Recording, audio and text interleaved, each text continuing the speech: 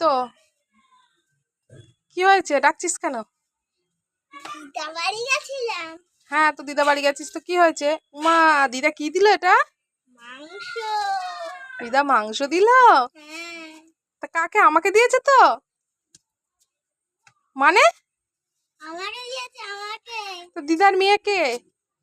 আমি? তুই দিদার মেয়ে? আমি তো দিদার মেয়ে, তাহলে মাংসটা তো আমাকে দেওয়ার কথা। আমাকে দিয়েছে। দে দে, ভালোই হয়েছে, আজকে ভাত দিয়ে খাবো। দে দে দে দে। না না না, উমা, কাকে দিয়েছে? আমাকে দিয়েছে। তোকে দিয়েছে? তাহলে আমি ফোন করে জিজ্ঞেস করবো মাটা কার। মাটা তো আমার, তোর তো দিদা হয়। হ্যাঁ।